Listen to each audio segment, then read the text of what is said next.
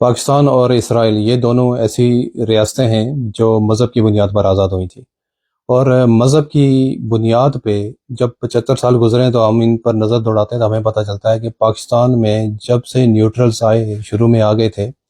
تو اس کے بعد پاکستان تقریباً پورے کا پورا نیوٹرل ہی ہے، ہر طرف ہی بس یہ نیوٹرل ہی ہے۔ اور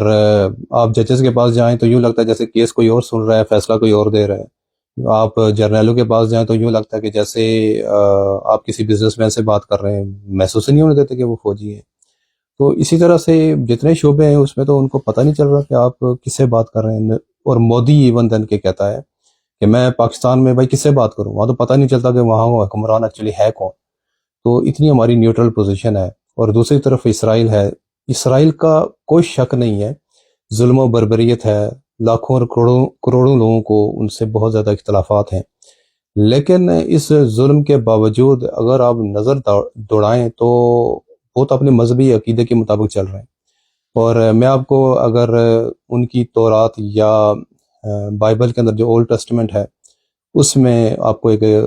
2 یا 3 آیات میں آپ کو اگر بتاؤں، بڑی آپ کو حیرت ہوگی، بڑا افسوس ہوگا کہ اتنی خوفناک آیات ہیں اور وہ تو اپنے آیات کے مطابق عمل کر رہے ہیں۔ جیسے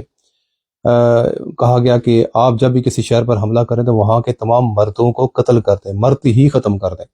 اور پھر اس کے علاوہ وہاں کی عورتوں کو، بچوں کو، اشیاء جتنی بھی چیزیں ان کو اپنی تحویل میں لیں اور ان سب لوگوں کو اپنا غلام بناتے ہیں اور اپنی مرضی سے جیسے استعمال کریں۔ اور پھر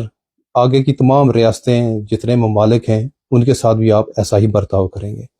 اور ہماری اسلام میں کتنی بڑی عظمت تھی کہ فتح مکہ میں ہمارے صحابہ کرام کا اور مسلمانوں کا کیا برتاؤ تھا کہ نبی پاک کی قیادت میں، کہ انہوں نے کسی بچے کو، عورتوں کو، بوڑھوں کو کسی پر ہاتھ نہیں اٹھایا، ماس ان لوگوں کے جو لڑنا چاہ رہے ہیں یا نقصان دینا چاہ رہے ہیں، اور پھر ان سب کو پھر معاف بھی کر دیا۔ اور کتنی بڑی ایک انسانیت کی ایک اعلیٰ مثال ہمارے سامنے موجود ہے۔ اور پاکستان میں یہ صورتحال ہے کہ ہم نے مذہب کی بنیاد پر پاکستان بنایا۔ ابھی اگر برطانیہ، جس سے ہم نے آزادی حاصل کی، اور وہ یہ کہتے ہیں کہ سارے پاکستانی برطانیہ میں آ جائیں، تو اب یقین کریں آپ کو پاکستان میں موئنجو دڑو اور ہڑپا کی ایک پرانی تہذیب نظر آئے، جس میں نہ تو آپ کو کوئی انسان نظر آئے اور آپ کو صرف کھنڈرات ہی نظر آئے۔ یعنی نیوٹرل پوزیشن نے ہمیں اس حالت میں کر دیا ہے،